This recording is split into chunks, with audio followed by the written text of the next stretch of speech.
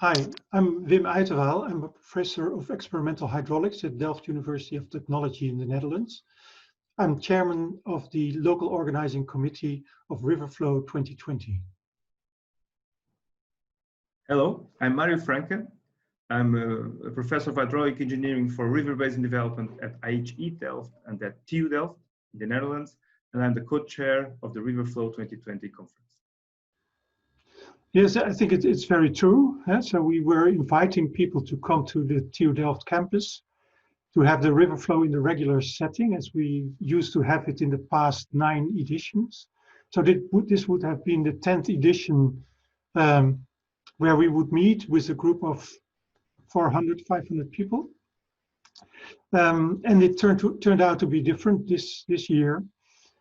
So we brought the conference to the people due to the COVID-19 issues, and we decided to bring this as an online conference this year. We had more attendees than we anticipated. Once we turned this into an online conference, we were not sure whether we would have a large or a small number of attendees. But we noticed that the threshold of participating has lowered a lot because of the lower fee that we could use.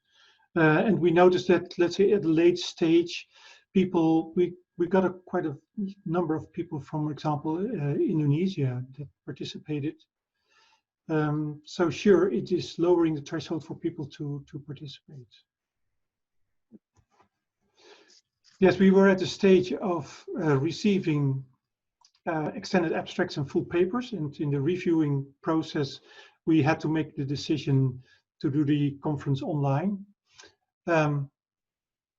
So the steps that we needed to take, or decisions to make, is whether we would have some parts of the conference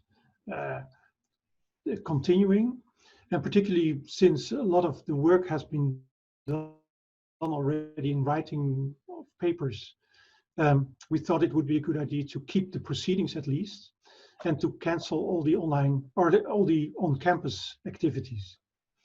And that's what we did. We were lucky to be able to cancel all the aspects related to catering, room reservations, and so forth. So that was not the biggest problem, but we had to find alternative ways to have the conference instead of the on-campus conference. And that was completely new for us because an online conference is not very common, at least in my perception. So we had to make that change to a different setting. We of course had interaction with the Fluval Hydraulics committee, the IAHR. Under the umbrella of IAHR, this conference was organized. So, and we got some responses like, wouldn't it be better to postpone it? But we concluded that postponing it would be another risk, and also, making it very unclear how we would proceed. And by taking the decision, okay, we use the same time slots for the conference, and by turning it into an online conference, we were sure that what we would do, the investments that we would make, would be clear, and the conference would take place, but then in an online setting. Well, it was about March that we took this decision. And the conference was planned in early July. So the time frame of changing activities was a bit tight. And of course, we had all plans for having tours on site, technical excursions, social activities, conference dinners, all these things. And that's what we had to cancel. And there was no room in time to turn that into a completely different setting. So we were happy that we managed to find a platform to organize the online part. And we put all the effort in, making this platform accessible to the attendees and to have it running. and I think that was the major effort we made, and we canceled all the other activities. But I think it's important also that Mario Franca is also explaining a bit what we did with the master classes, because that's an important part of the conference.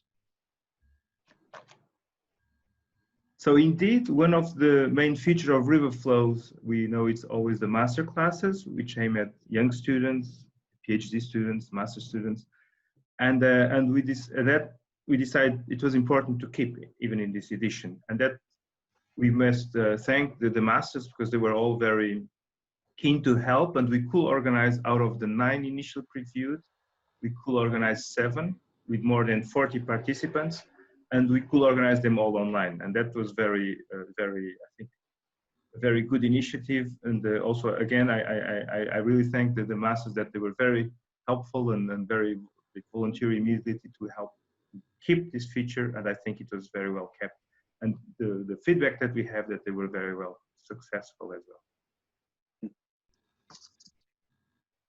Yeah, I think the important choice was the platform where we would run this, because it's not just building a website and having the conference online.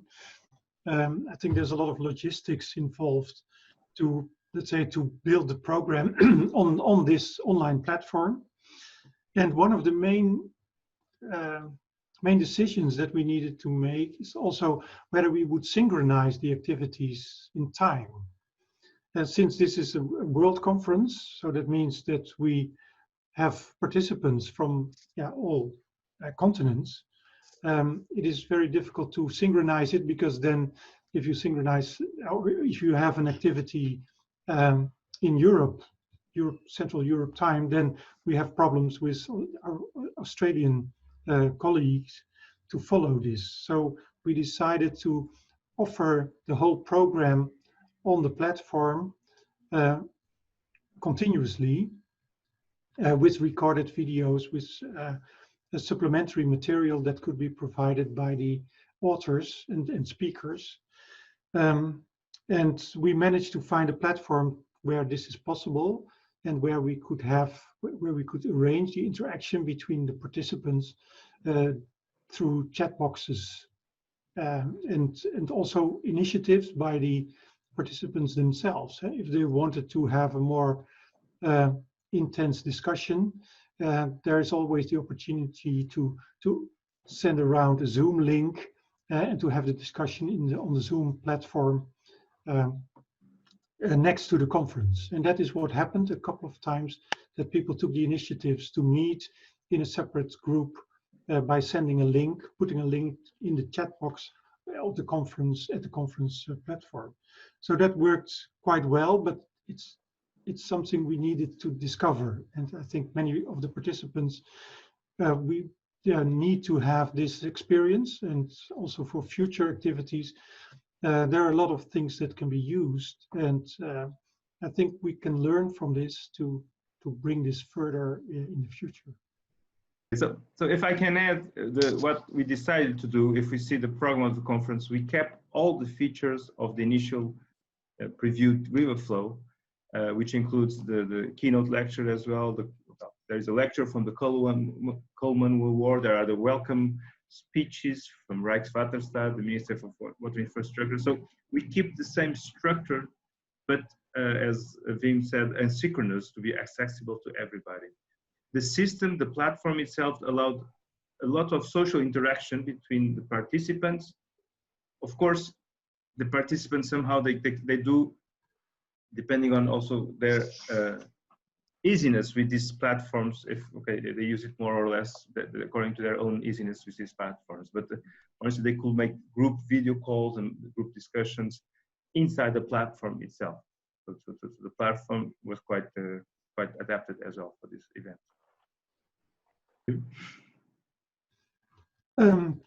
So the pros, I would say it's easily accessible. It is low threshold for people to participate, also cost-wise.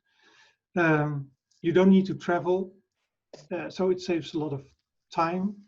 It also is not contributing to your carbon footprint. In that respect, it's also contributing to the environment. And I think it is kind of flexible, so you can choose your own time when to attend, when to place comments on the platform. So it is flexible, and I think that is a major advantage. Of course, it has the disadvantage that you're not meeting in person, and that is an important aspect of a conference, that you meet in person and to talk to your colleagues. And that is something that is very difficult to replace. We can replace certain aspects like the discussions through chat boxes, like facilitating online meetings, but the real interaction is absent, and that is something we did not find a solution for now, and I'm not sure if there is any solution for that. So that will be an aspect that needs to be addressed somehow in future conferences. I think what is most important is in organizing a conference, also for future conferences, to kind of be resilient, because we do not know when there will be a new outbreak, when there will be a lockdown for certain countries, when travel restrictions are applied. So whoever is organizing a conference should somehow build in resilience. And one way to build that in is to organize the conference in a kind of hybrid way, to make sure that all the materials are available online, that you can record sessions, even if there is a physical gathering, that you have the activities recorded and made accessible online by others. And I think that is where we can be more flexible in future organization of conferences, that maybe part of the audience is coming to the venue, but the other part of the attendees is participating online. And these hybrid modes, I think that they are feasible. And also you keep the advantages that I just mentioned, that it is easy to access, that it is flexible in time, that it's cheap, that you do not have to travel. So people living far away or having little means to travel can easily access them. So what I think, we had a very steep learning curve in the end in this, with the organization of the conference. And I think that Wim shares with me, like, if we had one more month, we could maybe make live sessions and more interactive. But of course, there is always when we are organizing this, we have to be careful, and that's what we were this time. But seeing the format and also having the feedback from many participants in terms of content, there is not a big loss. Even some people said it's much more comfortable if I see some presentations and I digest some information and then I do the questions. So the synchronity, it's not that bad. Of course, the social contact is not there, but maybe, well, some of us, we participate probably in too many conferences per year, so maybe reducing a bit our impact will be also welcome.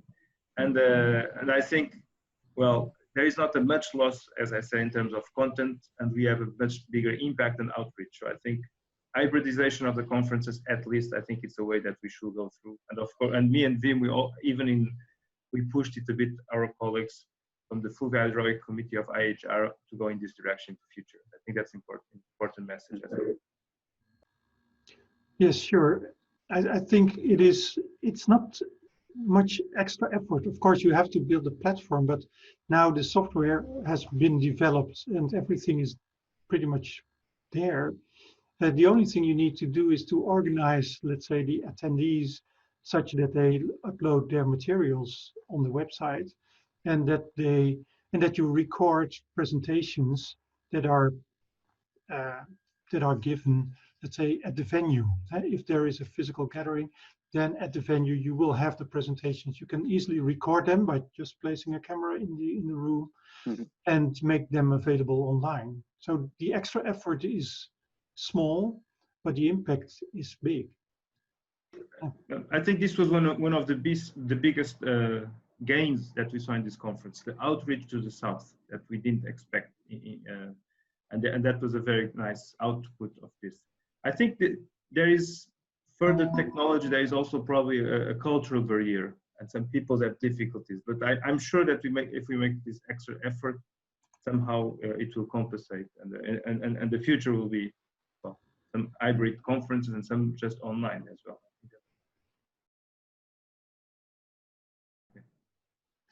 Okay, I think it's